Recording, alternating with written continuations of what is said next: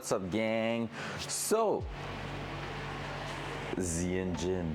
Yesterday we stopped with an engine that was doing, oh look at this, we can still do it. Whoa, pistons! So yesterday we stopped with basically the pistons installed and pretty much everything looked up. This morning we're gonna keep going, of course, on the engine. We're gonna be working on pretty much the timing of that said engine and the last big steps. Well, big, small steps for the short block. So basically we're gonna be going on with the short block. I think, if I'm not wrong, we should get to a point today where we're gonna be using the cylinder heads to measure the push rod length and stuff like that, which is pretty amazing. So we're gonna keep going on that. We're gonna make sure everything's great. First of all, this morning we're gonna read and see what we need to do to measure the top dead center, which is a super important measurement. Somehow the book says pretty much that you can just go ahead, if it's for standard use, you can just go ahead and ignore those steps. But since we're looking for a bit more power and reliability and stuff like that, we're gonna take a look to what they say for all that and make sure that we are doing that properly. So let's go ahead, let's jump into that. First of all, though, we're gonna rotate the engine just to make sure that we don't have any clearance issue. I can rotate the engine without it locking at any point. I don't hear any metal noise, but we're gonna make sure we're not even close to hitting something, knowing that with the heat at higher RPM, everything is expanding a little bit. So if you're really close, you could have a problem later on. So dual side. There you go. So let's spin the engine to the side. And basically we don't need to go all the way, even though I can try to, oh my god, this is so hard to spin now. There we go. That's going to fall. So basically with the rotating assembly in place here, what we're looking for is any places where there could be a contact, basically. So I'm just going to turn the engine over and make sure that we're not even close to the bore. So no, we are not. And see that pistons and crank, everything clears pretty well. Yeah, there's not even a stress here. Basically, what could have happened is that, for example, with an aftermarket crank or some pistons or something like that, if we were stroking the engine to make more displacement in it, in the same block, we could have been in a situation where the pistons gets too close to the crank, where we have basically bolts almost hitting the casting of the block and stuff like that. But right now we're pretty much right there. So this is a really good thing. So we can now bring back our engine to the top. So yes, it was just to verify that, but we haven't done it yesterday, so might as well do it this morning, right? There we go. Boom. So from now on, and I just broke the cam, I think. Or I broke it and you never saw the engine spin. That could be a thing too. Whoopsie. Let me just go and do that, this, that, and all that. Boom. All right, there you go. So nothing is hitting, nothing is a big deal right now. So basically we're gonna keep reading with what we need to look at. So for the rotating assembly clearance, we are all good. There's no drama because we haven't like changed the spec of any of the parts, so that was to be expected. So degreeing camshaft, install and roughly position degree wheel. Proper cam degreeing requires at a minimum your piston number 1 and rod to be installed in the block. Roughly get this piston to the top of the bore and ensure the cam and crank sprocket marking are in vertical alignment. The mark on the cam sprocket should be 12.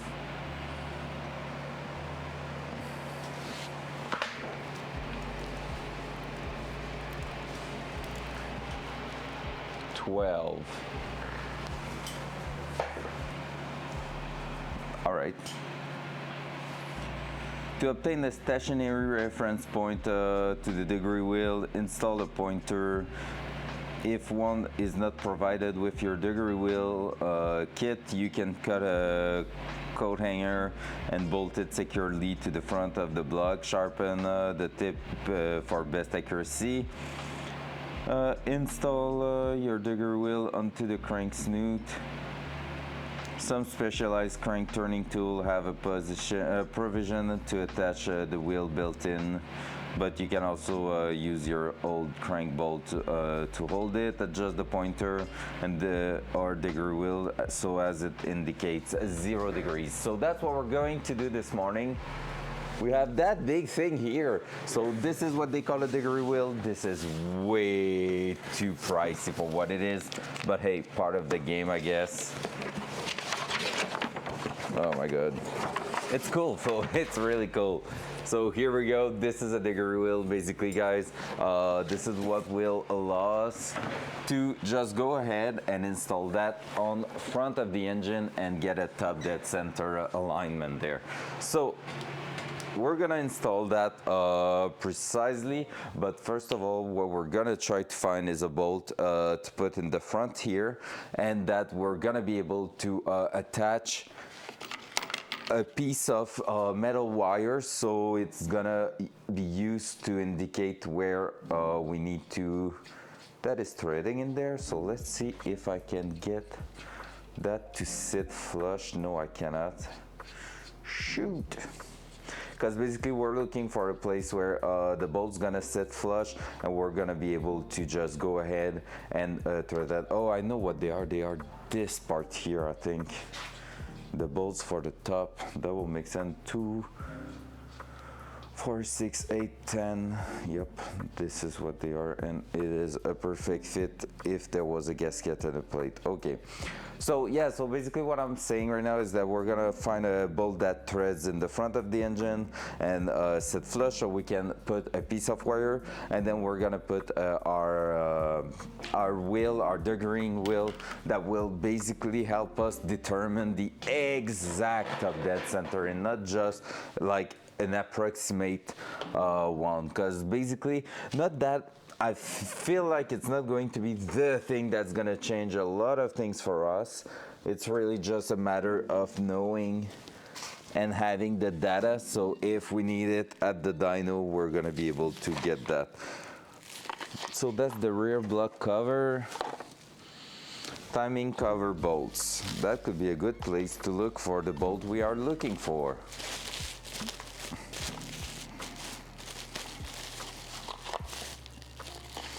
If there is shorter bolts, I don't know if they are shorter or not, but let's see. If I can just make one sit really flush, that will be perfect. Take one like this. Maybe not. I don't think it's going to sit flush. These are gross. I should clean them up before using them. No, I cannot thread that to the full sitting position.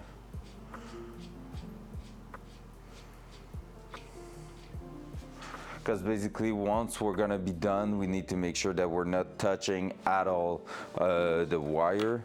So we need something that is short enough to clamp to the block. And that might be the hardest thing to find so far. Let me check if I don't have, maybe in here. That might be something a bit difficult to find.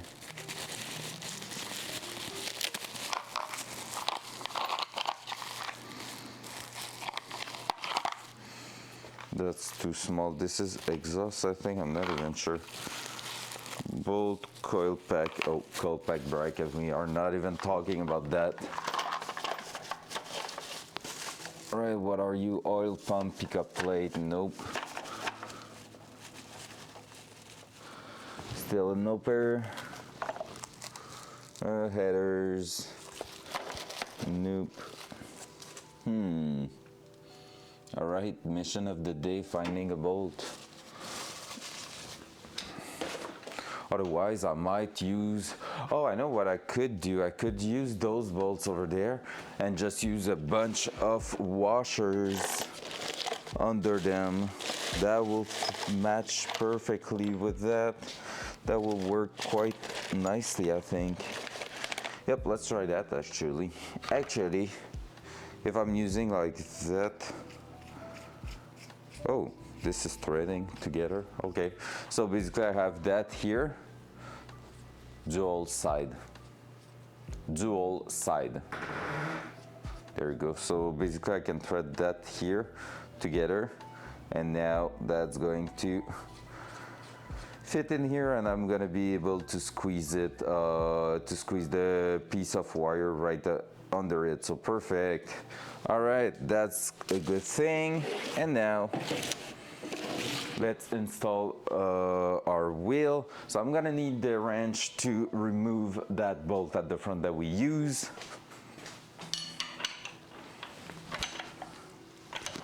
So that's gonna be a funny one to do. There you go.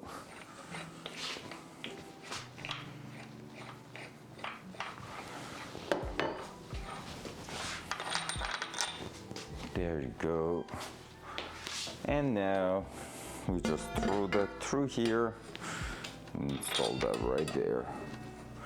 I wonder if there is not an adapter for that.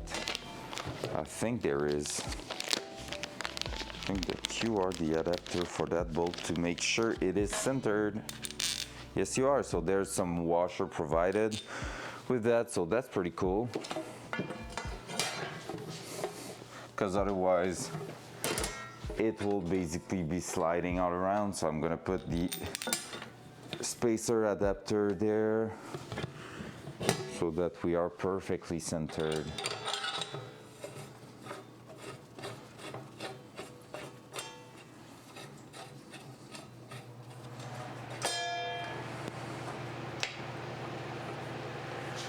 Of course you will fall just before getting threaded, right?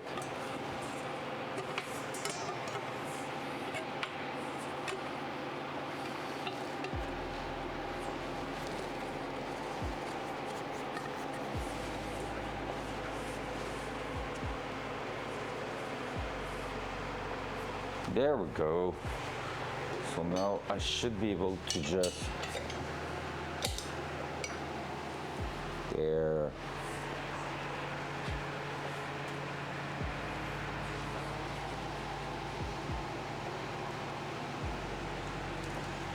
All right, now I just need to try to find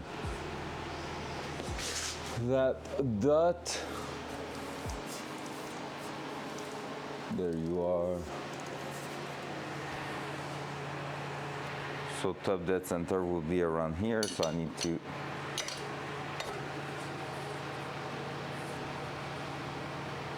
move that a little bit. There we go. What's up, AJ? Cryo 18 is looking for more power for the last 22 months. Straight from the office. Let's go. Bon matin, Jeff. Comment vas-tu? Let's go. 22 months. Pop, pop, pop. Good morning, mister. Hope you're doing great.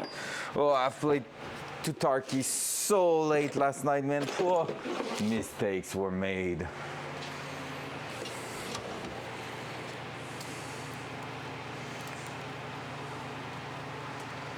Bien fait, des recherches relax. Easy. T'as l'air d'un gars heureux de ces nouvelles fonctions. C'est le fun, ça.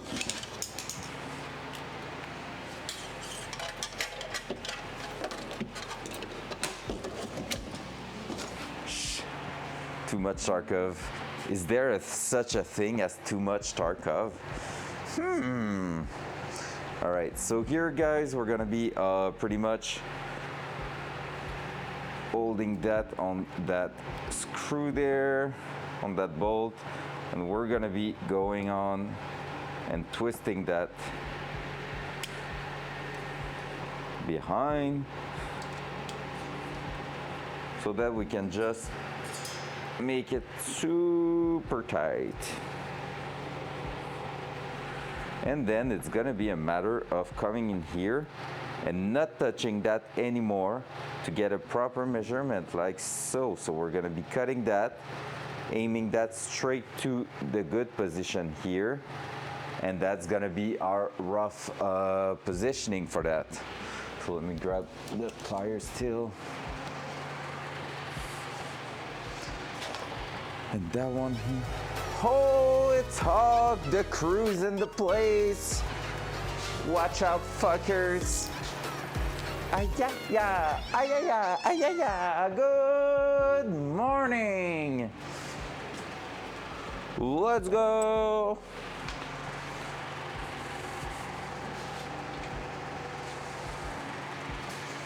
Have you seen that big, beautiful wheel at the front? Whoa, whoa, whoa!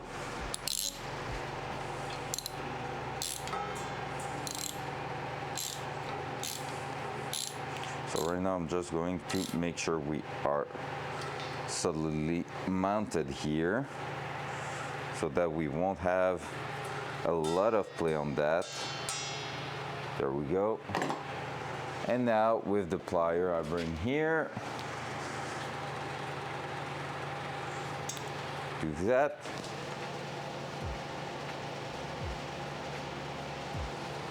Ideally, I will make that part a little bit more straight.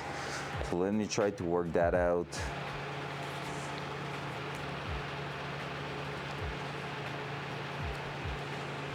Because we want to be as accurate as possible with those.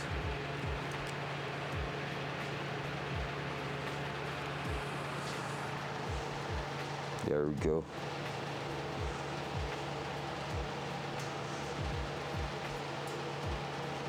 So we don't want them to touch, but we want to be looking from the front and have a precise marking. So there we go.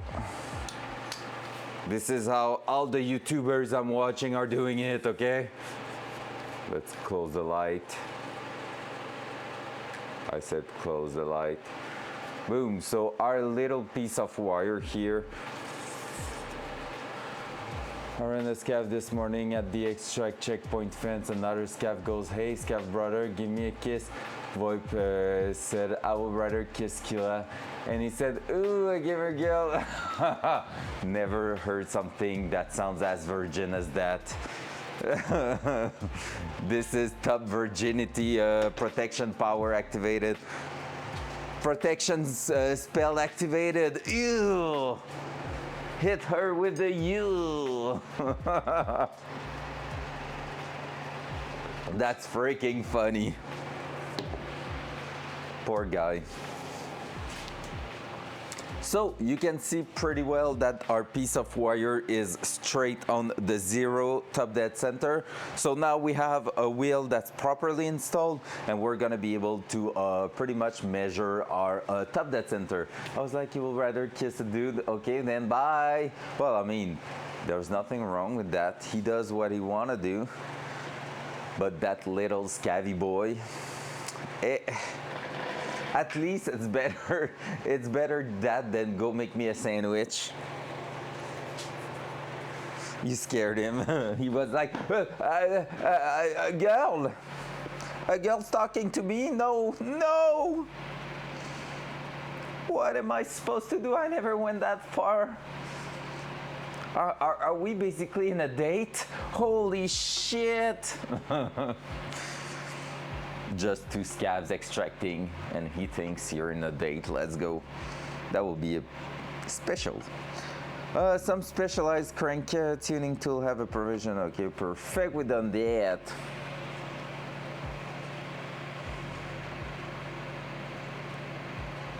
All right, that's okay. Cam degreeing. Let's read that little chapter here. What is the big blue wheel?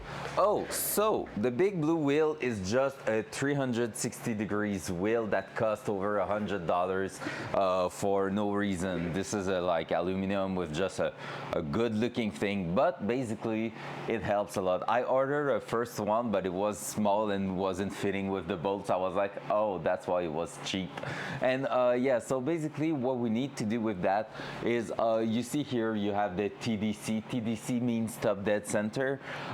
Then you have pretty much when the intake is opening. So if we want to check our cam opening degrees and stuff like that, so everything like really the geeky stuff pretty much. But basically top dead center is the measurement of when the piston number 1, so right behind here, that one is at the top, but the real top is actually measured with that, because basically you have a little moment, like a floating moment, where the piston reaches its maximum height and will stay there for a few degrees and then start moving down.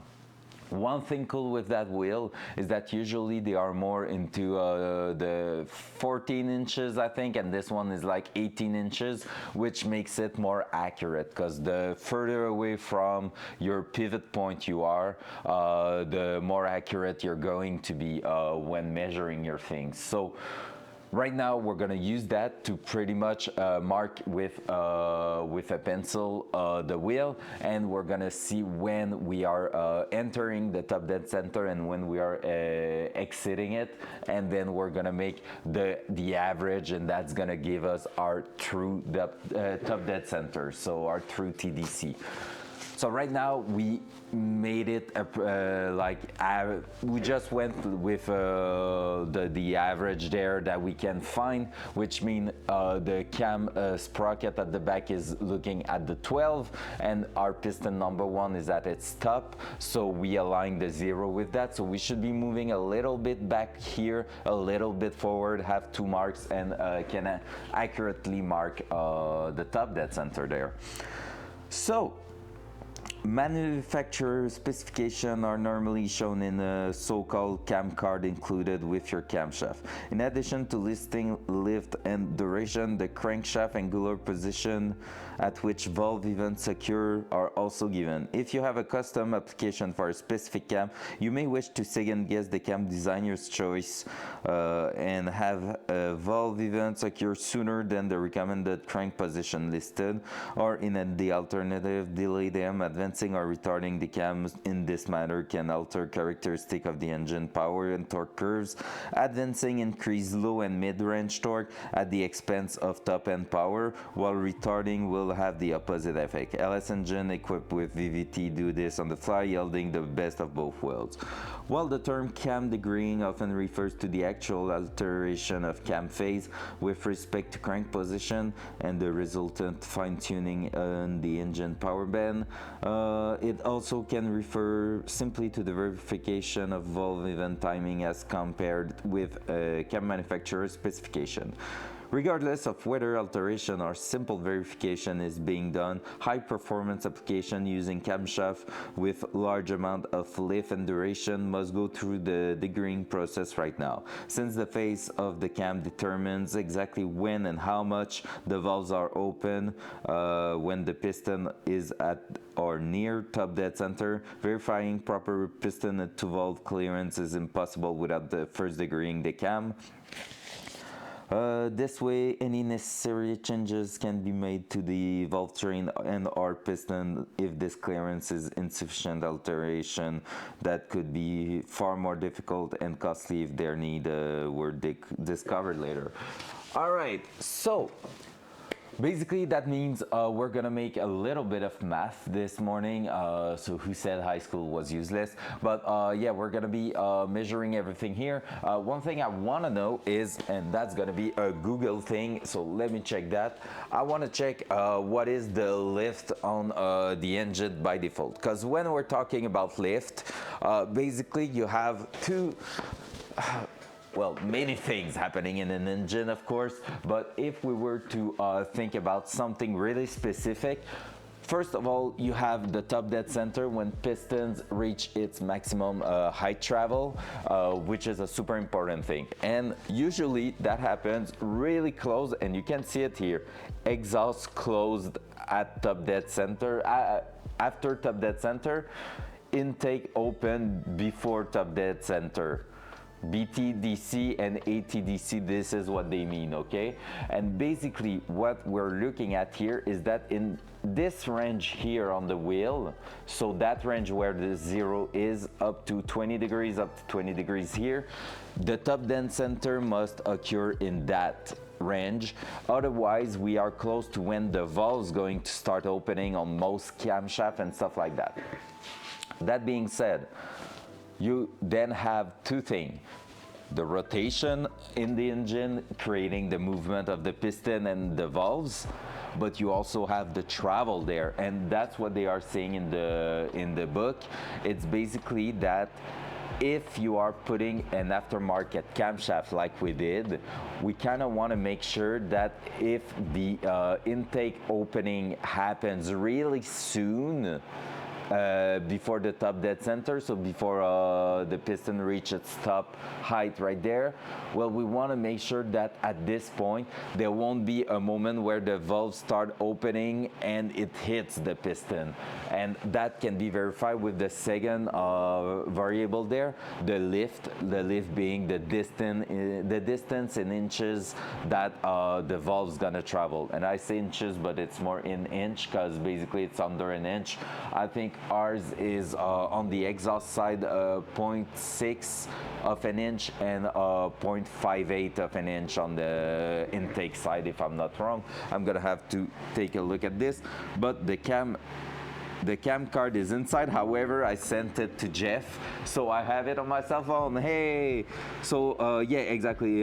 This is 0.6 on intake, actually 0.6 of an inch on intake and 0.575 on exhaust valves. So this is a thing. Also, as you can see here, cam timing, when we are over here, we should have the intake opening up at 31 degrees before top dead center, so here exactly, and we should have the exhaust at 86 before bottom dead center, so BBDC, so over here, so 86 over there. So this is the idea here. We can basically validate everything here, and what I was about to look right now is what is the stock lift of this engine, because basically if it's really close, we can already expect no clearance issue so far, but better be safe than sorry, and go through the entire thing. LQ4 stock cam spec.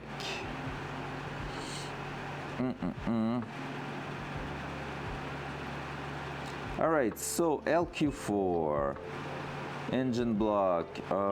We want the camshaft. Is that side not made for? That side is clearly not made to be looked at here. There you go. Alright, LQ4 block spec, okay, LQ4 rotating assembly, that's what we want. So, cam, I don't see the cam.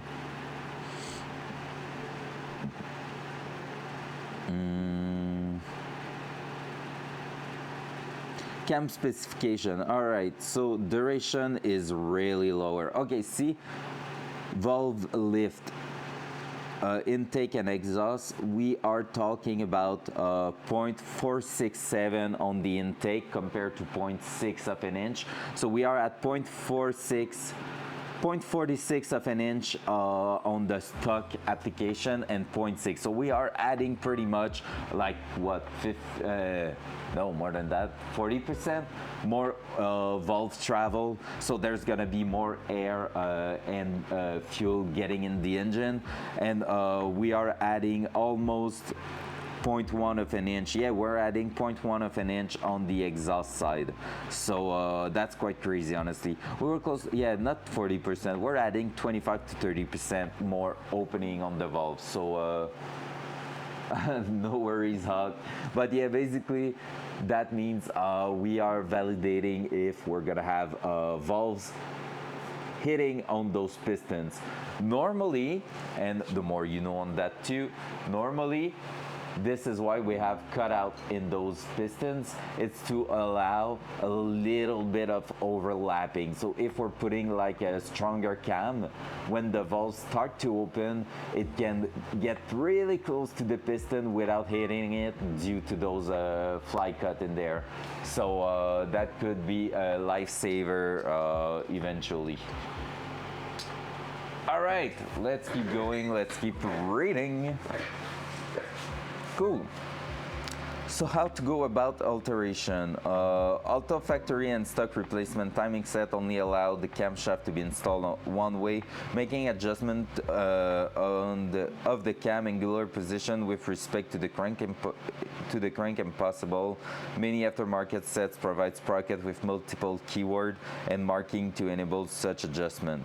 You can see one of these in the last photo of step 25. Still, the most common cam installation practice is known as installing the cam straight up using the standard position marking on the crank and cam sprocket. Normally manufacturers design their cams to be installed just this way, and for most application it should yield the proper timing of valve opening and closing events with respect to the position of the piston and cylinders.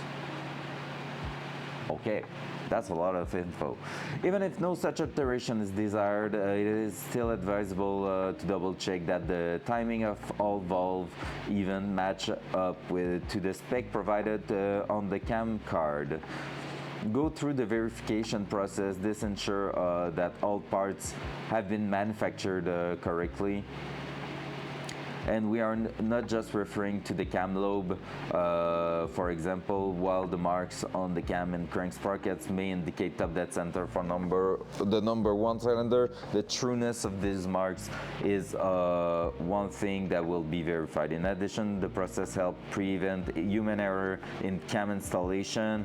We should note that some engine builders opt to wait until final assembly to degrade the cam when performing only verification and not alteration. But in our view, it's best to find out whether you have a defective cam or other valve train components sooner rather than later. So we highly recommend doing it now. There are a few different methods used to check cam timing, but one of the most foolproof is to simply measure the valve event listed at 0.05 inch lift. This is complicated now on cam, beyond making sure they are correct. Calculate the intake center line. What is the intake center line? From them, it is this process that we go through in the accompanying pre-assembly steps. Okay, so I'm just going to follow this step by step. It's more common to verify using intake lobe spec, but you may also use the exhaust lobe. It doesn't make any difference as long as the spec are listed on your card. I'm guessing that this is hey, what's up, Blue? Good morning. Sorry, I was reading such a long text. How are you doing? Basically what we're looking here is we're going to verify, I think, the 0.05 lift here, making sure that at 6 degrees before top dead center we are having that, but I'm not even sure. It should be, the intake should be open there, so we're gonna make sure that this is the case. How am I gonna verify that? Excellent question. I have no freaking clue, so we're gonna check that all together and follow the step in the book. So much love in the chat. I love to see that. Welcome everybody. Welcome. Good morning. We're doing some geeky stuff this morning. I'm telling you that. Oh, I just realized. Have you seen? Oh, the beautiful transmission. I'm petting it. You're gonna be so cool. I love you. That's a big blue wheel, sir. Hell yeah, it is. It is big. It is covering the entire engine. It is giving us some degrees. So we shall call it a degree wheel. Ta-da! This is the real name of it, which is a bit obvious and at the same time a little bit sad because I would love a prettier name for that. Mohozo Pro Wheel. All right. Where was looking? Also be sure you make any necessary adjustment for digger wheels that are labeled in 90 or 360. Okay. Degree increment R was labeled in 180 degrees increment.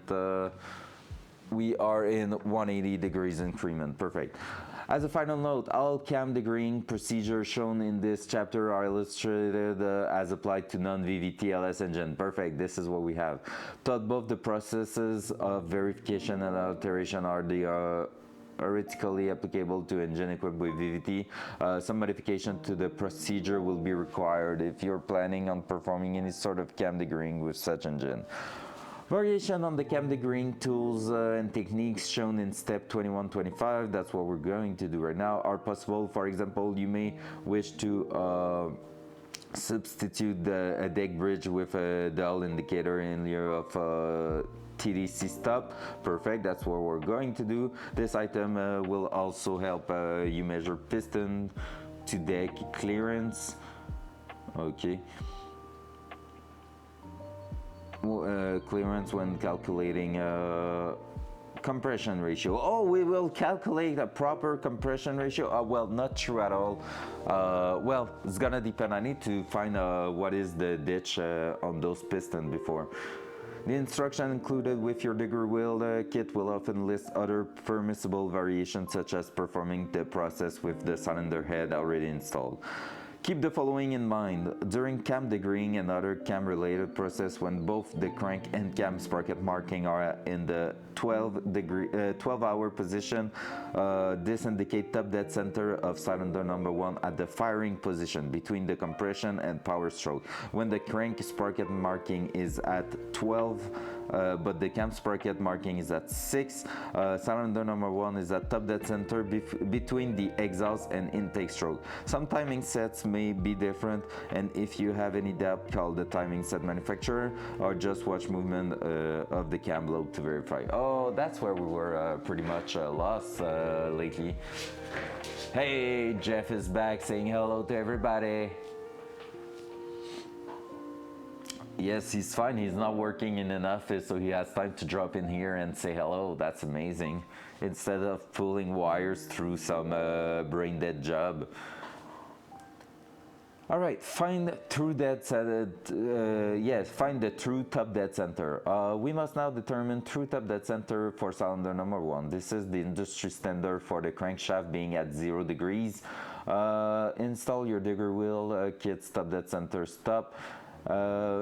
Yeah, the crank will need to be turned backwards slightly in order to drop the piston to the cylinder and allow the stop to be tightened in place. Oh yeah, okay, that's how they are doing it, but we're mark the pointer reading after being sure the digger wheel is tight on the crank snoot, remove your top dead center stop. Okay, verifying by spinning the crank forward, backward. Okay, let's go. We're actually doing something now. So we're gonna be grabbing our dial indicator here, and what we're going to do, and I think it's gonna be better if I'm moving the cam. What we want to do here is basically measure when this is reaching its top position and when it is leaving it. So we're gonna use our dial caliper, dial indicator here. We're going to magnet that to the block actually, or maybe not there, because this is not holding super well. Am I able to? Oh, that's not going to work well. There we go, this is not moving. Perfect. And now we're going to do that, do this.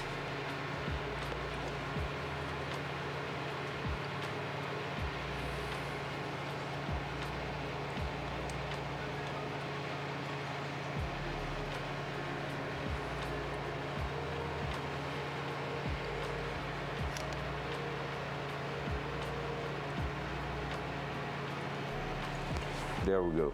I'm just going to look because I feel like they are really just setting it right in the center. So we might be going on and try to send that All right, I'm gonna have to move it closer here. All right, this is still holding. Perfect. That will be fun if you could see a little bit better, right? Oh well, I guess you won't. I'm just going to drop it even more to give us a bit of play. There you go. So right now we are straight in the center there, and we're going to make sure that we have something really strongly set there. I'm gonna try to show it to you actually.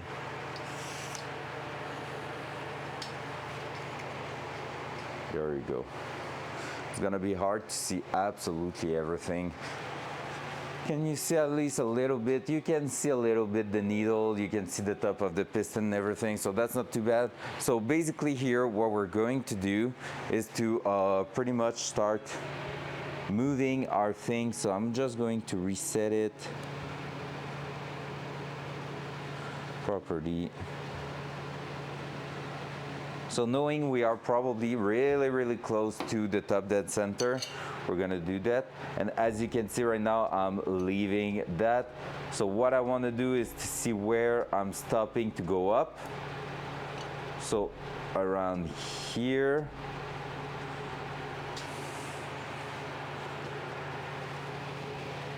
So I was not set really properly so far on the wheels. So I'm gonna be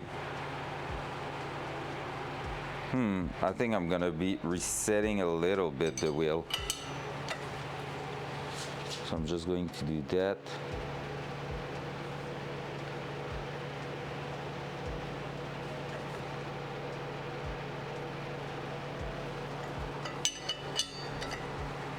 There we go. So I don't know if you can really see it right now, but basically on that dial indicator, what we're looking for, I'm gonna try to show it really well. But I do realize that there's a lot of things happening. There you go. So you can see the needle now. Look how it's reacting. So this is when we are pretty much moving everywhere. So we're gonna be going like this up to where it stops and goes down. So when it stops around here, this is when we are at 0 basically. So I'm gonna reset that to 0. And so when we are leaving our 0 here, like that, see how there's a little bit of a floating point there? This is when we're going to mark that. So I'm gonna go mark at the 1 marking point. So let me grab that. I'm grabbing a pen, I'm gonna mark my wheel.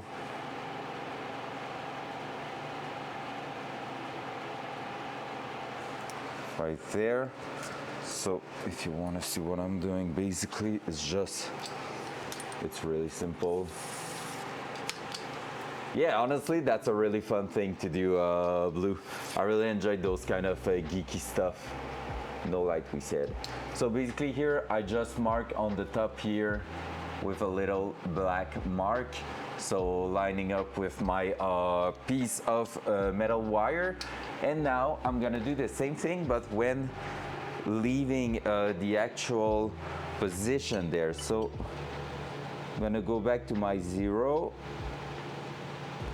And there I am back at my 1 degree, 1,000 of an inch, right there.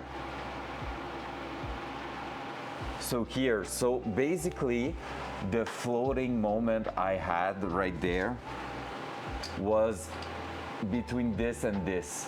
So this is my moment where I'm floating at the 0, and so the true top dead center is gonna be halfway in between those 2 points, because basically here I'm at 1,000 of an inch of my 0 mark, and here I'm at 1,000 of an inch of my 0 mark on the other side. So basically if I make the average, if I just use that distance split in 2, that's gonna give me my true top dead center mark right there. So that's gonna be how we mark that. And so if I'm looking at it, I feel like on their side they are pretty much using that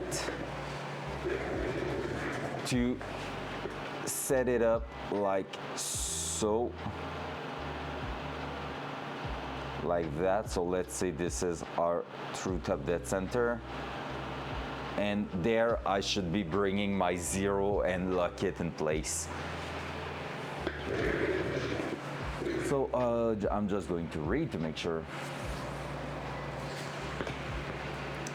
Will need to be turned backwards slightly in order to drop the piston, blah blah blah. As well, non-permanent marker preferred. The halfway point of the 2 marks you have just made is through the top dead center.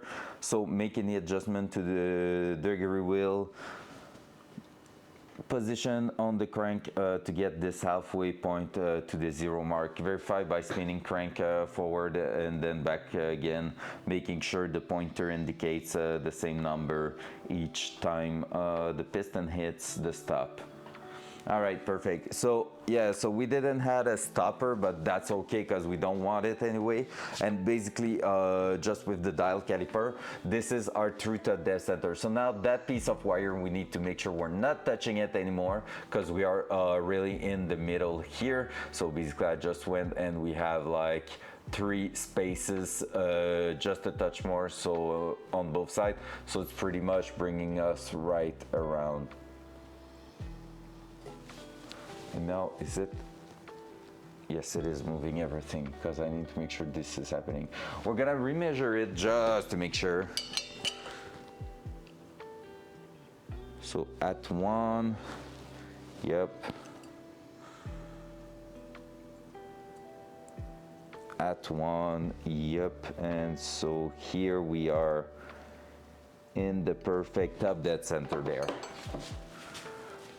So, from that being done, we need to spin the wheel to its position now. So this is true top dead center right there. Oh wait, okay, that's where I'm having an issue now. I need to make sure that when I'm gonna be removing that wheel, I'm not moving, because if I'm moving, I won't be anymore in the true top dead center. That's not cool.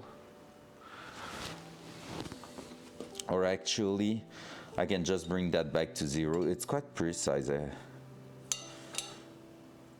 don't have a lot of play there. Let's do that.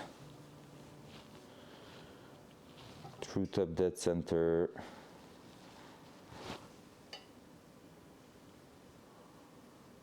Is right here. So see, I don't have.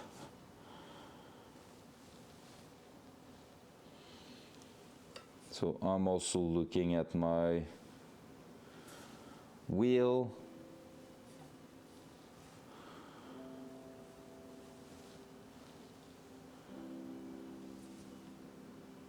And my dial caliper. We're getting close, but we're not there yet.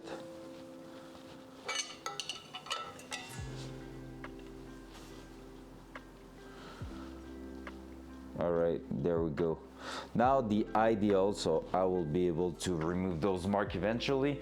The ideal here will be to pretty much lock the crank, I feel like, and just torque a little bit. So I'm gonna do that. You can throw it again, Hawk. There's no limitation on the number of times you can play it in a stream, you know? You could play it pretty much every damn minute if you would like. I mean, until I'm getting pissed off and removing it, but yeah, you know.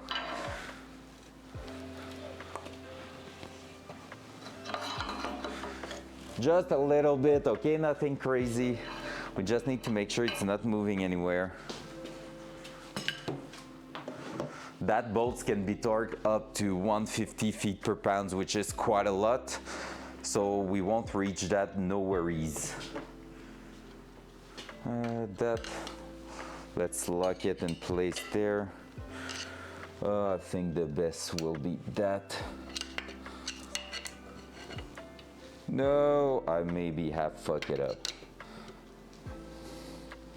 We'll see.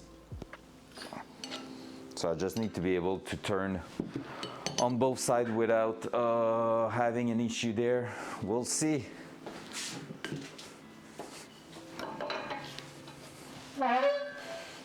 Pushing that back to its spot. Let's throw it back to the top dead center and see if it's still looking okay. Oh yeah, but I removed the dial caliper, so now the measurement. All right, don't do what I'm doing, guys, because I'm fucking that up. So let me just go ahead, put that back. And now I should be technically spot on top dead center. Let's see if it's true. I'm gonna reset it to 0. Every time you're moving that, it's pretty much we were, and we are not. All right, I'll fuck up the wheel because I loosen up. And now it's too torque. Ah! I hate myself sometimes. There's too much torque. All right, so next time I'm going to do it with just like that. So if I want to go this way, where am I going to lock? Right there. There we go. So let's reset all over again.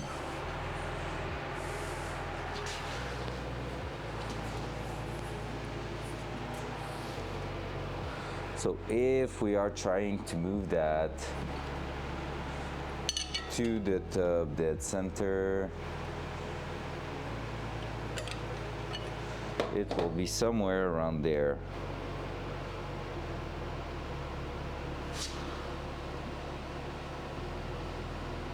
There we go.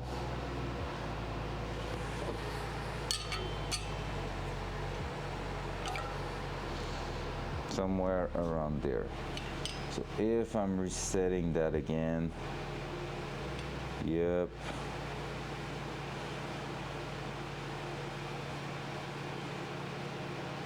All right, let's see.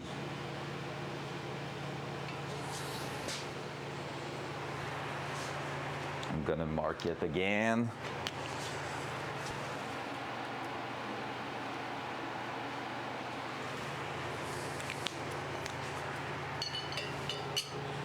That's what happens when you're not a professional. Going to mark it again. All right, I'm a little bit upset.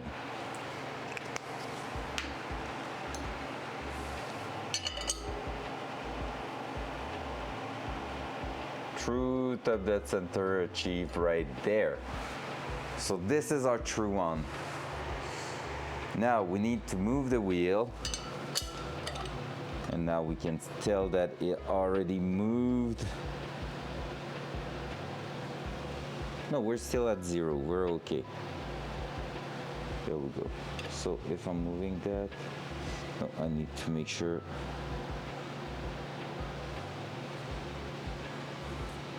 That. Here's my top dead. Yes, we're good now. So let's torque that so it doesn't move anymore. I'm just going to do this way.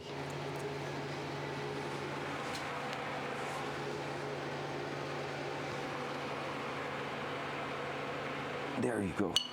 So I added enough strength to it so I can basically go like that. Tong. All right, we did it in a proper way now. So if I'm looking at my top dead center there, spot on. right there. We're a bit offset, I think. Are we?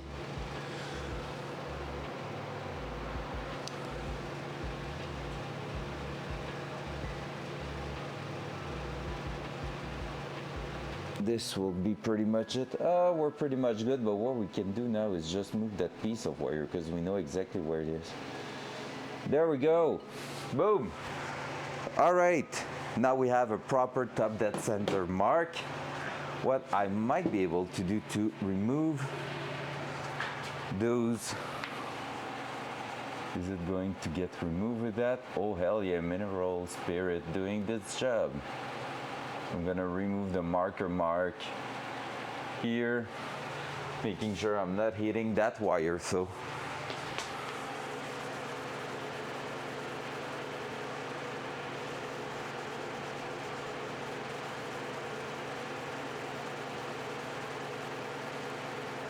it's fun because I've seen so many people on the internet doing exactly that job, and I'm just like, oh, it's my turn.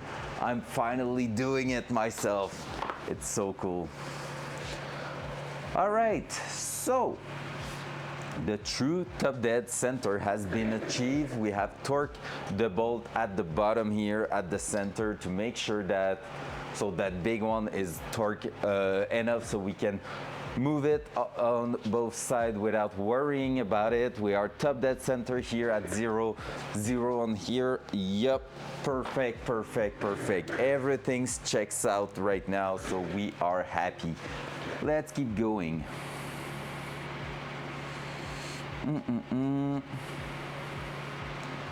All right, so now turn the crank forward. Okay, yeah, that's done. After being sure your degree wheel is tight on the crank snoot, remove your top dead center stop.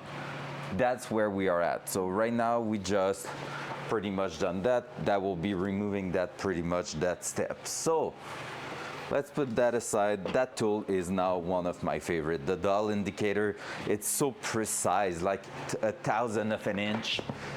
It's really, really crazy.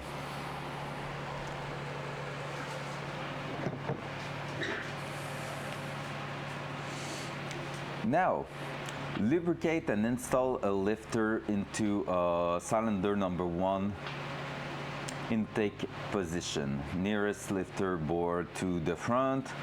Although having the lifter guide tray in place will prevent the lifter from rotating. This is not possible during the cam degrading process.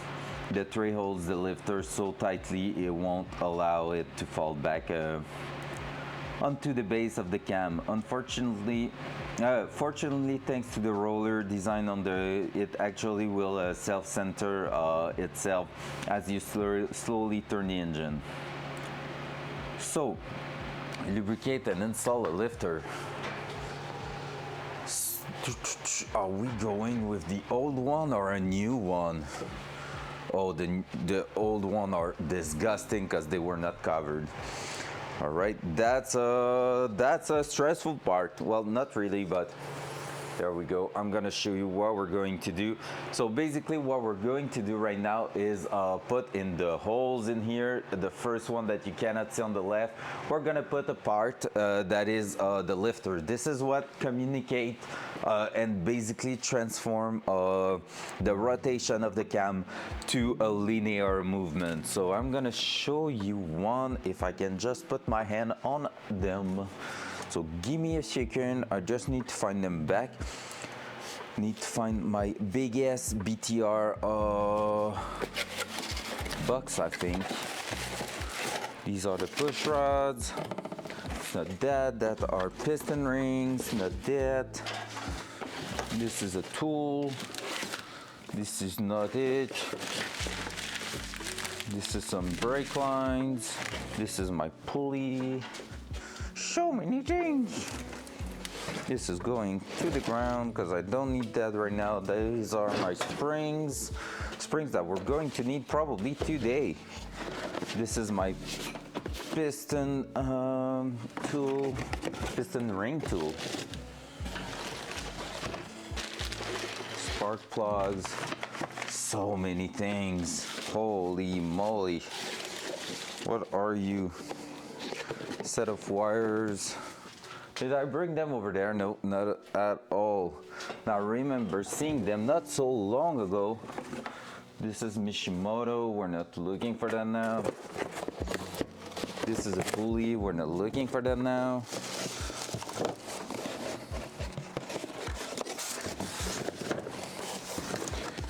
That's so many car parts. Summit lifter guide, not what we need now, but close to what we need. Indeed. Knock sensor kit, not that. Oh, here we are. Yep, Delphi LS7 lifters. So basically this here, that little box right here contains LS7 lifters. So lifters basically are looking like this. There is two main design, the long style lifter like this, and my BMW has another design that it's shared with many other cars. That is basically some, I will say, bigger in diameter but really short lifter style. So these one are pretty long because basically these are designed for some push rod. So we're just going to take one and install it at the bottom here. So they are already primed and sealed in oil, which means we're gonna be able to throw it right away in there usually. We're still going to lubricate it a tiny bit to make sure it's rolling perfectly. But yeah, so it's already primed and everything, so we should be good. So I have 16 of them, because basically you have lifters for the exhaust side and you have lifters for the intake side. So super, super important. Now, if I'm going in here, opening that up, I put some gloves just to make sure I was going to be okay. Oh yeah, they are already well lubricated. Like, look at this, they are juicy. So I'm just going to take one and drop it in place right here. Boop. So this way, we're gonna have our lifter in place. Usually, like it said, it is said in the book, we should have a tray preventing it from spinning left to right. But here right now, for what we're doing, we don't need to do that because that will prevent us from having the reading we want. So, lubricate, install a lifter into cylinder one. Partially thanks to the roller design of the LS lifter, it actually will self-center itself and when you slowly turn the engine. But you should still watch the lifter carefully to ensure it does not rotate out of place and give a false lift rating. Now, mount your dial indicator fixture securely using a head bolt. Okay, okay, like that. Yeah, well, we have our magnetic base. Adjust so that the dial indicator stem is parallel to lifter travel. Also ensure that the dial indicators tip touch the center of the lifter plunger, and an extension will likely be needed as shown. Oh shit, we don't have that extension. We'll see. All right, let's spin a little bit the engine to see how it reacts and how it behaves. So let's go with that. It's not set deep enough, I think. No, it wasn't deep enough.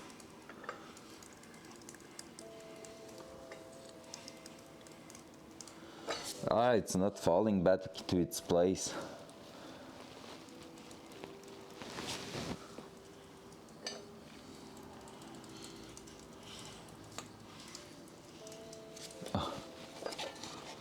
All right, we might have to go ahead and slightly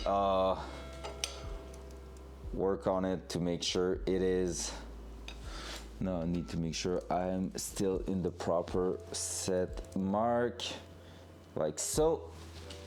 And now we're gonna make sure also that we can grab that out and lubricate it enough so that it falls back to its place, because I feel like we're gonna need to measure from when it's hitting the camshaft and when it's moving down, and now it's not moving down, so we're gonna make sure we are doing that.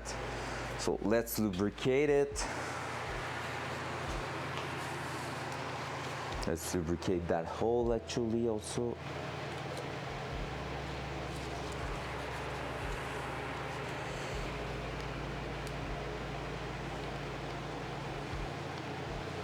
There we go. I'm going to put that there.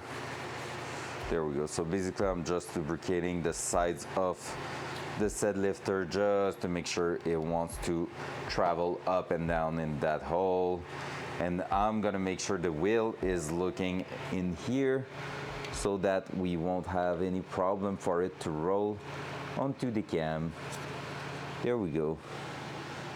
So now we shouldn't be too far from having something working on perfectly, and I'm gonna be cleaning my hands a little bit. So let's try that again, see how it behaves. Hey, it's moving up and down. Winner. So can you see it at all? I'm gonna twist it a little bit. There you go. Because I was in the table pretty much. So what we're looking at right now is that thing at the bottom of the hole right there. So if you look at it, you're gonna see it move up eventually there and move down. So this is what we wanted. This is what we get. Let me just find, okay, my mark is here. So now I should be close to top dead center, there. Boom. So back to top dead center, I'm gonna read on the book. So I need to install my dowel caliper in there. Hopefully no extension will be needed because that will suck a little bit. Oh, it's gonna be needed. Yikers. This basically needs to drop down to that. Let me try something for now. I'm gonna remove my, hey, let's go, good view. And now block everything with the dial. I'm gonna push the cam back a little bit and move it back to that when we're gonna be done adjusting that thing, because I feel like we're gonna spend a few minutes on that, because basically I don't have the set extension they are talking about. Wait, not necessarily true, because I have tips for that, and in those tips, oh, there you go, we might have an actual extension there.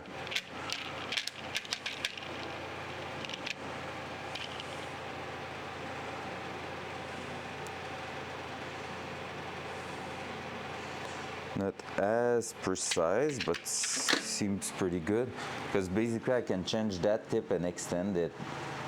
Yep. I just need to find what tool can I use to remove it. Probably just a small plier.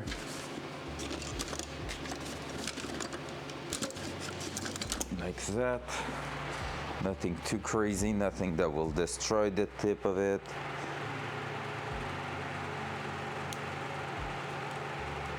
There you go. There you go. Right, one stupid thing about that kit, they did make a little tray for all those tips, but there's not an empty spot for the one coming already assembled in here, so you cannot put it back there. There we go. So here's an extension that we needed. Just going to twist it a touch. And now let's try to make everything they say we need to make, which is being parallel to this and hit that. Being in the center of that, which so far seems to be working.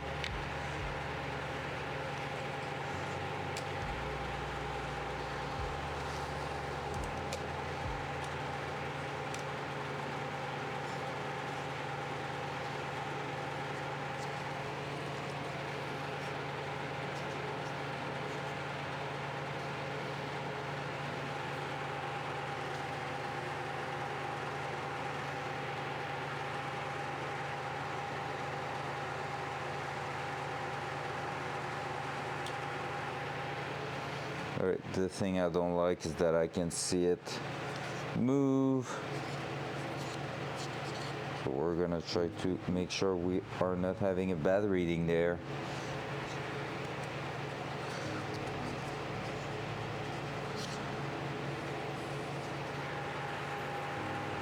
There we go.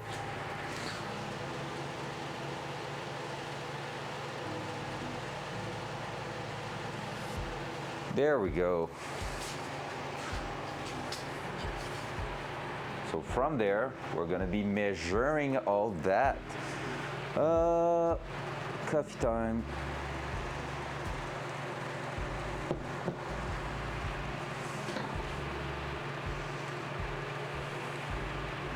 Also ensure that the dial indicator tip touches the center of the lifter plunger. Yep, it is right now. Zero the dial caliper, the dial indicator with the lifter on the cam globe base circle. This will be the case if you are anywhere near top dead center for the firing position. And firing position is both at 12, which we are right now, so perfect. We are almost top dead center here. There we are perfect top dead center right now. And so slowly turn the crank clockwise until the dial indicates 0.05. Oh, that's how you measure that. And that's why you zero that. So basically now we're gonna be moving on until it reach 50 here. At 50, it's gonna be 0.05 of an inch basically, because our distance for each step is 0.001. So 10 here is 0.01, and there you go. So we need to move clockwise, I said. Clockwise. So we need to move clockwise until it reach 0.050, and that's gonna be a moment where we're gonna be measuring stuff about our cam and validate that everything is great.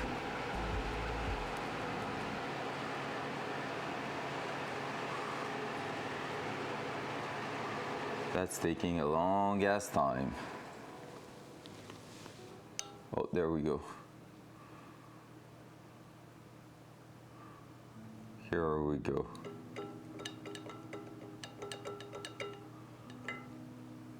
.05. There you go. Cool. What is that supposed to mean? So we move clockwise up there. Read the number indicated on the degree wheel. It should correspond with the intake valve opening value listed on the cam card. So what is the cam card saying? And the value, we are past almost a full turn. That's crazy. Were we in the right position at first? I hope so.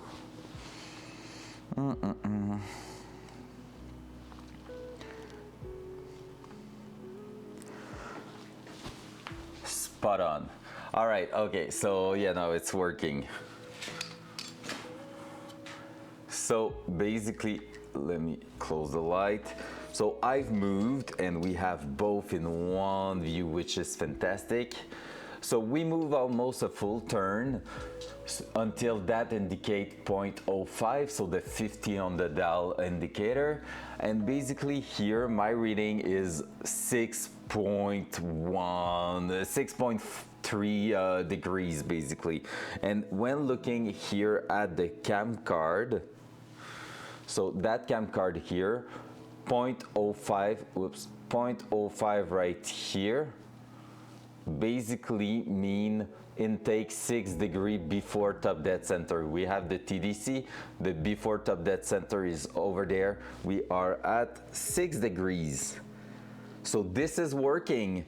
We are at just over 6, and that could be like an in-between value. So right now, this is good. So that means if we had installed our cam improperly and like we had made a mistake somewhere, we will notice it right there. Let's keep going. On our cam, -8 degrees before top dead center, which is the equivalent of 8 degrees past top dead center. Oh, they were past on their side, damn. Write the degree wheel reading down if it varies from the cam card. Turning the crank again, continue until the dial indicators cycles all the way to full upward lifter movement, and then down to 0.05, wait, what?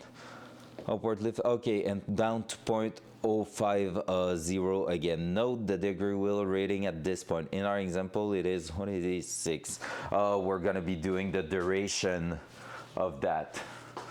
So there we go. We keep going until that here raise all the way up and come back down eventually.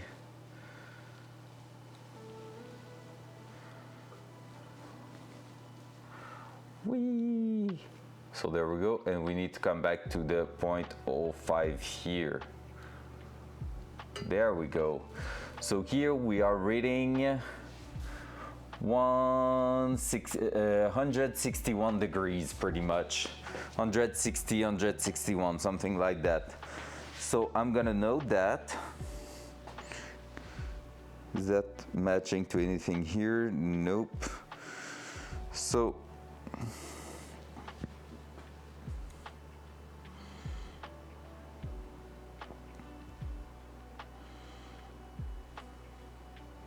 okay, it's a conversion we need to do there. So that will be 180 minus the reading, I think. Is it what I need to do? 180 minus 161, it means 19. And is it something I have on my card? Nope.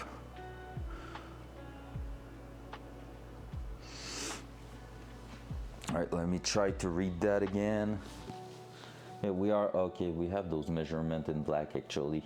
So if I'm looking there, reading, turning the crank again, continue until the dial indicator cycle all the way to full upward lift movement, and then down to 0.05 again. Note the degree wheel reading at this point. In our example, this reading is 146, we're at 161, which equals 34 degrees past BDC, 34 degrees ABDC, the same as our card. So what is the AB? I'm supposed to be at 46. Let's try that again. So I'm gonna move backward. So here we are, that here we were at the good. Let me do that. So here, boom. What am I doing there? The lifter didn't went all the way back, I think. That might be why. Because here basically we are back to R6. Yep. I'm gonna have to push it a little bit to help it.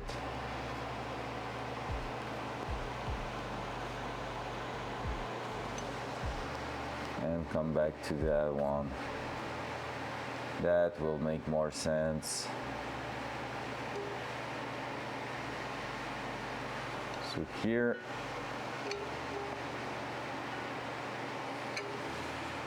now we are at 44, and I think this is working now. Yeah, we should be, and I press on that, so that's not ideal for precise measurement. But basically, if I was going all around here, see right here, I'm supposed to be at 46, we're at 45, so we're pretty much spot on. So this means so far we are good. So before, what happened is that it got stuck at a place where the lifter didn't went all the way back. So just normal stuff we just need to take a look at. And the lifter is still in the good orientation. Perfect. Perfecto. Now what's up with that? Write the reading down as well if it varies from the cam card. I mean, we are pretty much spot on about the degrees off on both sides, which mean probably just an error on my side, just like a degree on the same side. So we have the good duration there. Calculate and compare. Now do the math. Use care in all conversion. Add the intake opening and closing degree wheel values you have written down using absolute values in comparison to top dead center. In our example, the two values are 8 and 214, 180 plus 34. So if I'm looking at this,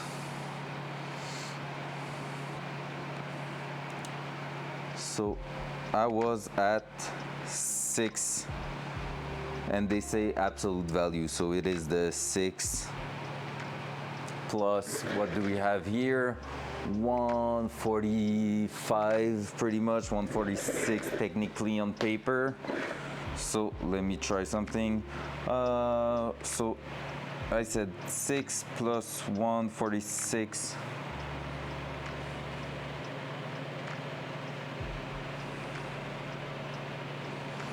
Is that 146 or no? Yeah, okay. And it is 40 around there too. All right. Yep, both are 40 around there. Okay, okay. So with that done,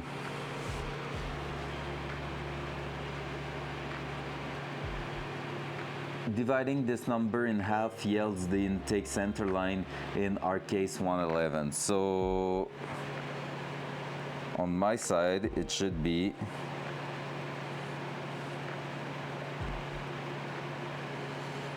that divided by 2, 79. The number you come up with should be the same as the installed intake center line position listed on your cam card.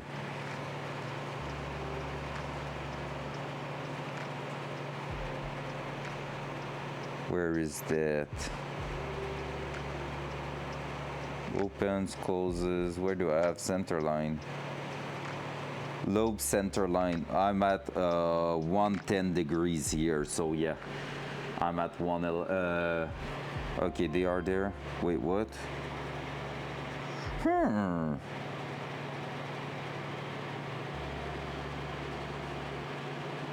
Or did I? Oh, okay, no, I know what I did wrong in the calcul. All right, we're doing maths right now, and that's complicated, okay? It's been a long time I haven't been in school.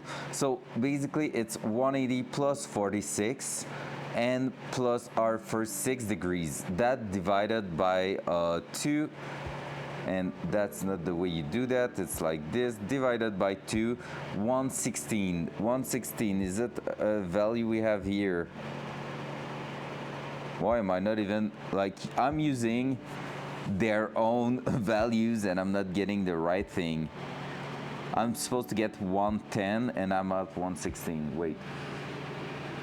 In our example, the two values are 8 and 214 respectively, and adding them yields 222. Yeah, and on my side it's giving me, like, I'm at 6 plus 46 plus 180, so I'm getting 232. The number you come should Yields the intake center line, in our case 111. The number you come with should be the same as the installed intake center line piston position listed on your cam, in which case your cam has been successfully installed in accordance with manufacturer recommendation. If there are any variation between the cam card and the above measurement or calculation, repeat step 21, 24 to be sure. If the problem persists, there may be something wrong with your cam or timing set. If you are going to alter cam timing via use of adjustable timing set, do so now by altering sprocket position shown and repeating the degreeing process to check your changes. Once you are happy with the result, and we don't have enough knowledge to basically say we're gonna change anything there, but write down or photograph the respective position and the adjustable cam and crank sprocket so that you can be sure to install them the exact same way during final assembly. Perfect. Now, the thing we have here is that when I'm using their own measurement on the card, so 6 and 46, which is exactly what we have, the center line is not giving me the same result. But the duration is good because the duration is 232 degrees, which is spot on. So why am I giving a lobe? Oh, it's not installed. Wait. Installed intake center line. It's the lobe center line I have here. I'm not sure if there's a big difference in that. But honestly, everything's spot on otherwise, so I'm not like even slightly concerned with that because pretty much everything is right in its place. And I wonder if the 110 degrees at top dead center, after top dead center for the center line is not good because I mean 646 and 232, everything's working right now. Like we are spot on that. If I was to use here the exact number, I'm at, let's check. Like I said, I'm pretty sure there's just a little mistake on my side, but I was at 7 plus 45 plus 180, still 232. So the duration and everything is great right now, and everything's lining up with what we have on the cam card. So I consider that as nailed it because basically I don't see why anything will be wrong there. The only thing being when I'm doing the math they are saying here, it's not giving the exact same number as the cam card is. Let me check one thing though. I just realized because that company is doing multiple cam on the same kind. I'm gonna go on the computer. In fact, because I know I have everything there. I just want to check if the stage 2 and if the specs are the same on their site. So I'm gonna go Summit Racing and I'm gonna go Summit Turbo Cam stage 2. And where's the stage 3? Stage 3, let's go. So do I have the cam card here? I do. It's 110 and this one is 109. Duration is good on both, yep. So I'm at 6 and 46, 110 at, but why is the math not working? 232 divided by 2 is not supposed to give that. Okay, let's try one thing. It's not written in the book, but that should be like pretty easy to see. Pretty much at what degrees are we getting to the highest point on our lifter. So it was this way there.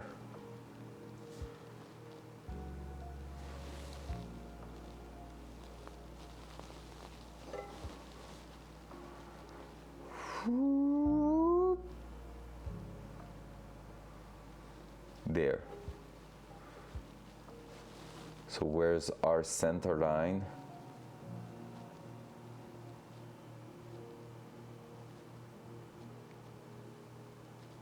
Okay, so from 117, so I'm gonna write that right away because I'm pretty sure we can just average that.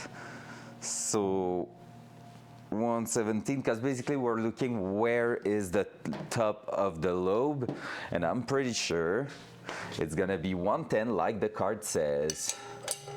And if we keep moving, there.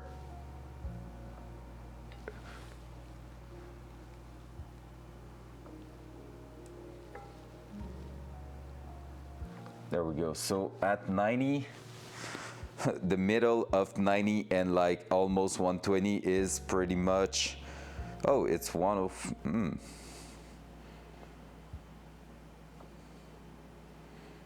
it's gonna be before the 110 a little bit. So the center here will be a little bit different than what is advertised. Whoop. But it will be around here. We're pretty close to the 110. All right, I think we're good. I think we're really, really good, by the way. I don't think we're in a position where we're like, oh shit, something's wrong. Like the cam may have a little variation from its cam card, but it is pretty much right there. 232 of duration, we have that, and 110 at after top dead. So TDC this side, yeah, we're pretty much around 110. So center line, and the math is 232. 232 divided by 2, they said, which is 116. And we were getting close to that here. We were pretty much, I said 117 when we reached the top there. But the center line is not exactly. Dividing this number in half yields the intake center line. Yeah, somehow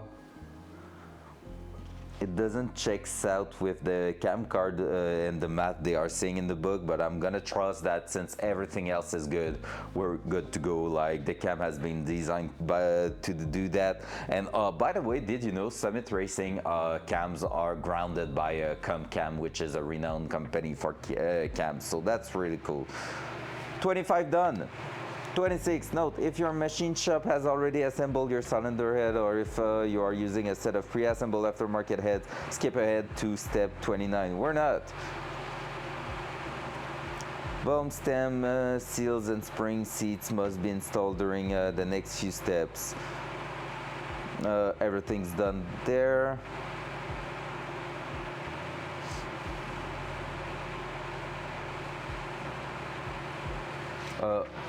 Everything's done-ish.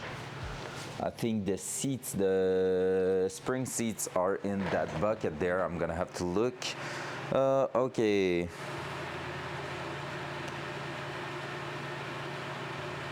Refer to step 2 of cylinder head assembly in chapter 8 for how to do this. Insert an intake valve into the cylinder head. Set your valve spring height gauge. Did I receive that? I don't think I've received it yet. Yikers. Did I? Let's take a look at Amazon. Let's bet it's gonna be like due for today. And wait, I wonder if there was not a package delivered. Maybe not.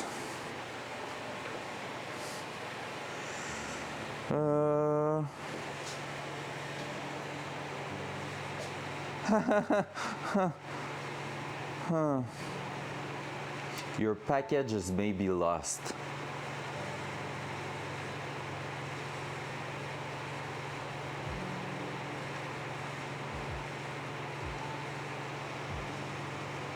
Front cam. It's like the third time in 4 months, 5 months, something like that, that I have a lost package with Intelcom. Like, what the hell?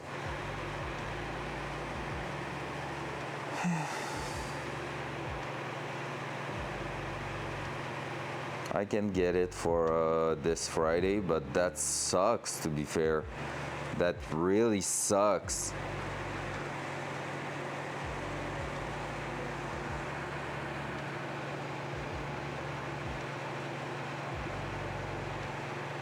I ordered a bunch of things and everything else was delivered except that thing, and they never messaged me anywhere. They just wrote on the delivery thing, hey, that might be lost, and they are not like writing to me. Holy crap.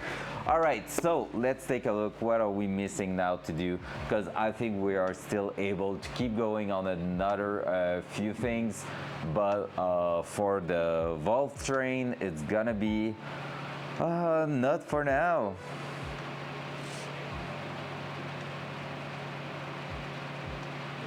All right, so what is the idea here? Set your valve train height gauge onto the valve spring seat. After installing a valve spring retainer and lock, I'm gonna check if we have all the seats and everything. I think they are all coming brand new with the kit we have here. Let's check.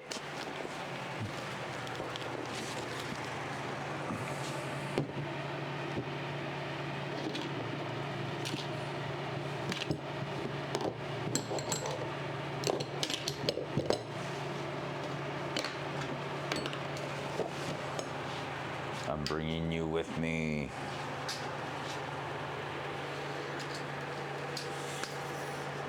Boop. Boop. There you go. So in that box here, look at this beautiful spring. So we have some super big spring here.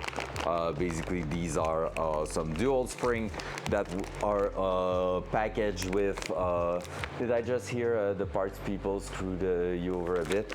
Well, not the part people, but Amazon, the delivery thing, I don't know, like all of that. It's just that basically I order a tool that we will need right now on this step, and I was like, hey, I didn't receive that, and ordered it like early last week, and looking on Amazon, on my Amazon order status, it was just written, hey, your package might be lost, and like I never received an email or anything telling me that. Yep. So basically I'm just like, cool, like now I've lost a few days waiting for that just because you guys couldn't write to me. You just need to not live in the middle of nowhere. Good morning, Val. Fuck off. Well, it's not even that. Hey, it got lost in Montreal. Like I have 2 update status, okay? Let me read that to you guys. So I'm going into my stuff there, my orders. Ok, votre colis est peut-être perdu. Your package might be lost. Okay, track that for me. Give me all the updates. So these are the updates. Is there anything I cannot show? No, it seems pretty good. Maybe that. Okay, so basically, on Wednesday, January 24. The package just arrived to an Amazon center in Montreal.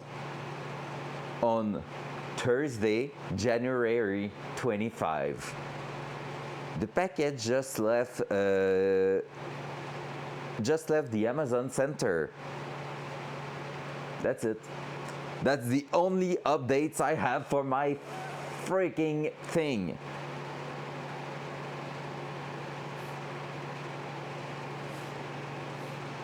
Nothing else, just that. So we're gonna order another one. No choice. And I'm gonna ask for a refund on that one. Cool. All right, so we're gonna get that Friday, so that's gonna push us a little bit behind on that. I think so. Do I need to set that up with the gasket and everything? Because I see the gasket in there and that's bothering me a little bit.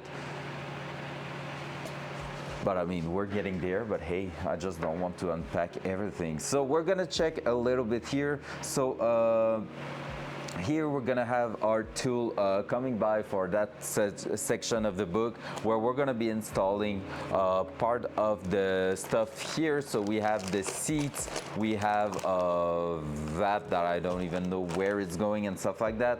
Oh, okay, I just saw that there. Perfect. So basically we're gonna be installing a bunch of those parts on one side in a cylinder head. I don't know if the actual cylinder head needs to be installed in the car. I don't even think so. I think we can just go ahead and work on the table with that.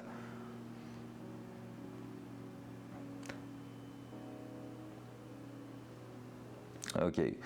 After that, measure valve spring retainers to valve stem clearance. Valve stem seal clearance, okay. With a retainer and lock installed on an intake valve, mount a dial indicator fixture on your head. That's gonna be weird. Oh, okay, that. Must contact with the top of the valve and be parallel to it. Note the indicator reading with the valve fully closed and open the valve to the maximum intake valve nut lobe. Lift indicated on your cam card, 0.6. Be sure to compensate if not using the quoted rocker ratio. In the case of stock cams, refer to the lift listed in your GM service manual. That's not the case. If the retainers has not yet made contact with the valve stem seal at the point of max lift, push the valve all the way down until this occurs, and note the dial indicator reading. The difference between max lift and the point of contact should be at least 0.0050. Note that during this process you will need to keep upward pressure on retainers and lock so that they will not simply fall off the valve. Okay, perfect. To make this thing a little less tricky, high performance application may wish to wait until after checking springs have been installed. Until after checker springs have been installed. Checker springs, yeah. This is what they are called. Install checker spring in the head. I don't have that. Let's take a look on Amazon. Hey! Checker spring. This is the name of what I was looking for. Checker spring. Valve spring checker. That's the thing, I don't know if it's coming with the kit. I don't think so.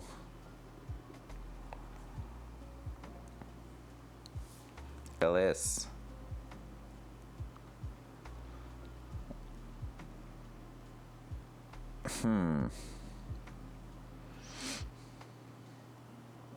I don't see any.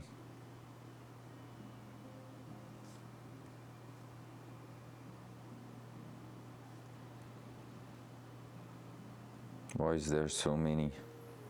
Oh yeah, it's actually all that. Huh.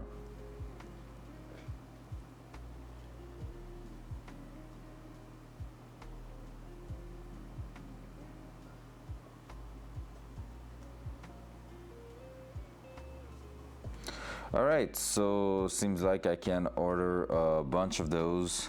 That will be here on Friday, so I think cylinder head we're gonna skip for now. Oh, another $30 for tools I'm gonna use once. And it's ordered. Alright, so we're gonna have the springs there, so here we might want to wait until 29. Valve measure compress, valve turning checks measure compress valve spring clearance. So we're gonna have to compress one of those set there. I think we're gonna leave everything related to the head until, oh yeah, we're gonna need those fake spring to help us measure the length of the push rod and make sure we have ordered the right thing. And here, optimum push rod length, perfect. Valve train checks, inspect rocker geometry, perfect.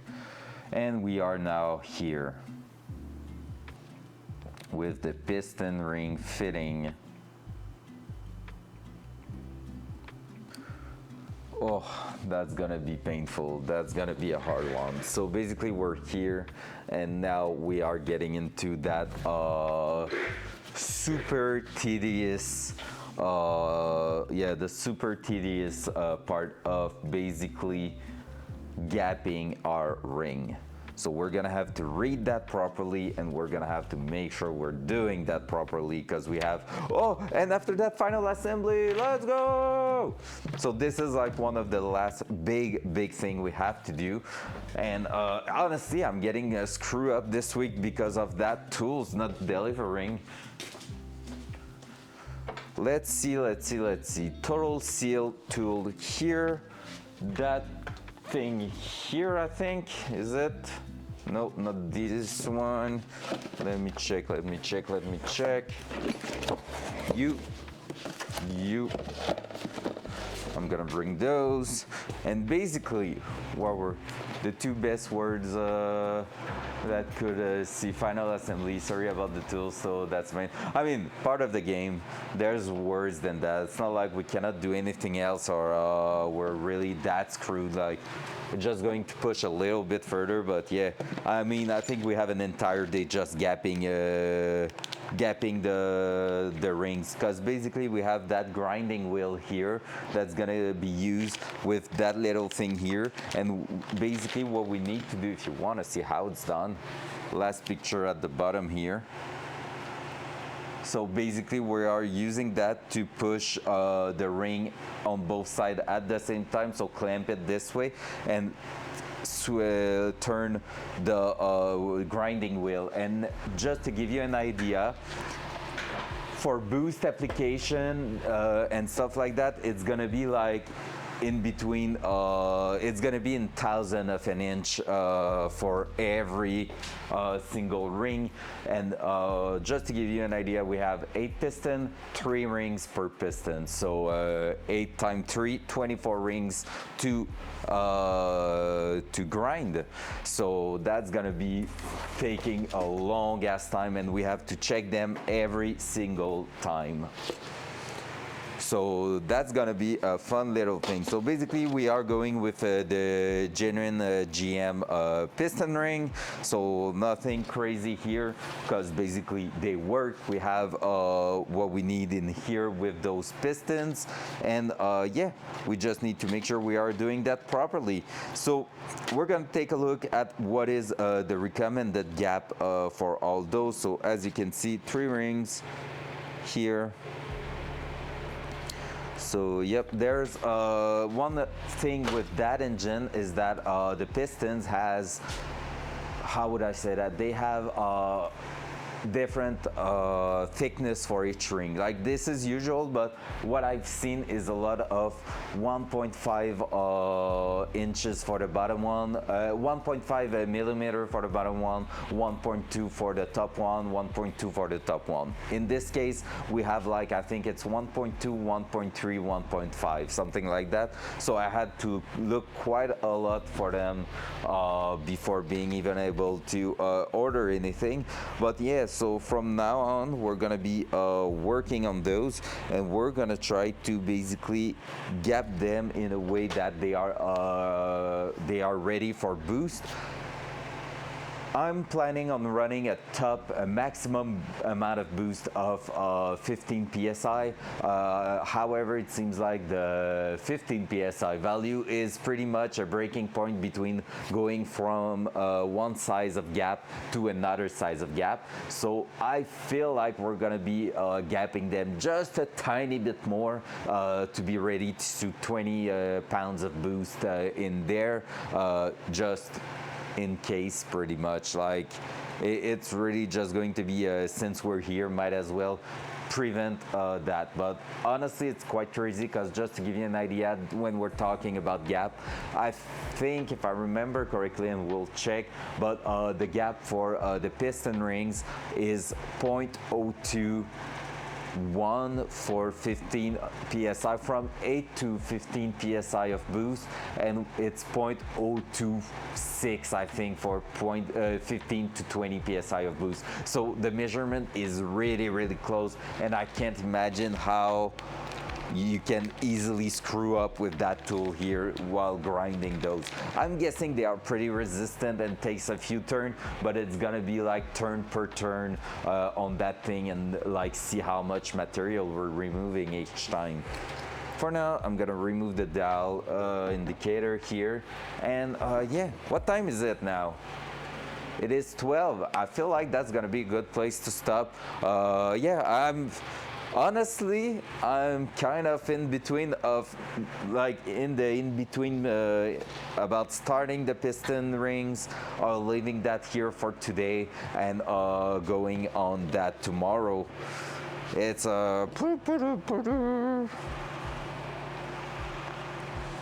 I'm kind of unsure of what I want to do,